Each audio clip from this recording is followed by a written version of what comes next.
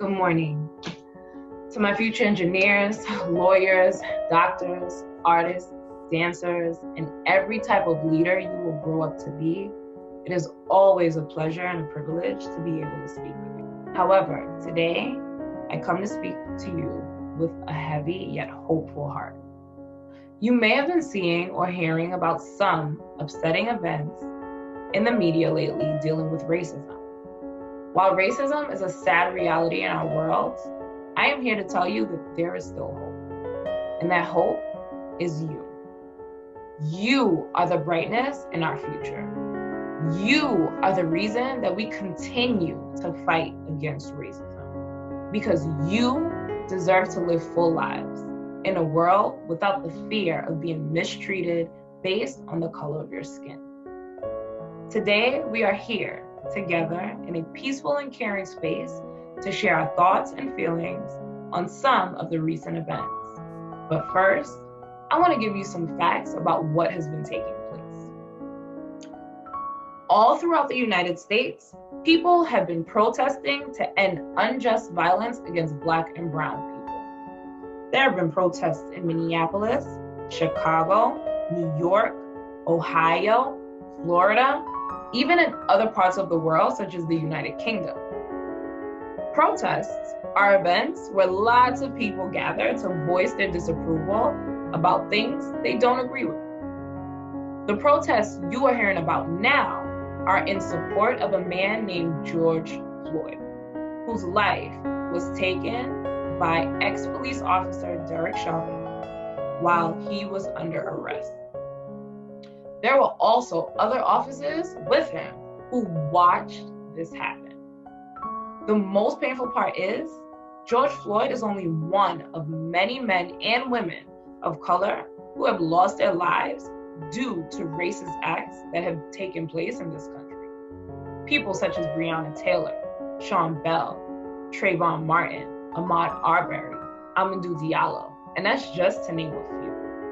People of all races across America want change, and they have been coming together every day since last week to express their feelings. Despite everything that has been happening, people are standing together, sitting together, carrying signs, chanting, setting up tents to feed protesters and give them water when thirsty. There are even people standing together to protect police officers and protesters alike. Through this difficult time, it is important. We are reminded that there is strength in numbers, and we must stand united. Use this time to connect with your friends and family. Ask questions, share your thoughts and ideas, your fears and your hopes. Always remember, no matter what happens out in the world, you have a power inside of you. You have the power to control how kind, intelligent, and strong you are. You have the power to change the world around you for the better. The best way to do that is to educate yourself. Educate yourself within and outside of school. Ask questions. Make sure when you speak, you know what you are talking about and how to communicate your point well. Your voice matters. Your words are powerful. Always make them count.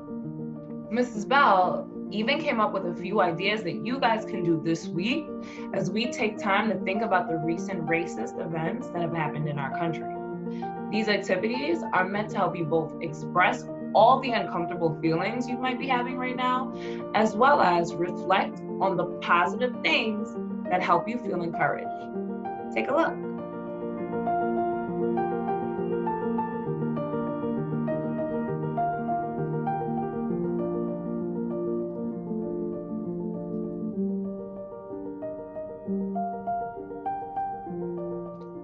Please always remember, you are worthy of respect. You are special and your voice matters. Lastly, before I go, I wanted to give you a few books that will help educate you on race and the role it plays in our country. Our first book is What's the Different? Being Different is Amazing by Dwayne Richard. Another book is A for Activism by Innocence Nagara. Another book is Malcolm Little, The Boy Who Grew Up to Be Malcolm X by Ilyasa Shabbat. I've also included links to lots more books that will help educate. At this time, I want to encourage students and families to engage in conversation with each other. Here are some questions you may want to think about as you speak. What do you know about some of the events happening in the world today? How are you feeling? What are you thinking? What are some ways you can help support some of the people around you? Do you have any lingering questions that you would like answered? Again, remember, we support our community. We support our school community. We support our families. We support our children. We support you. If you need anything, feel free to reach out to your teachers. Feel free to reach out to me. Feel free to reach out to your family, your friends. We are all here. We are all in this together. I love you. Have a great day.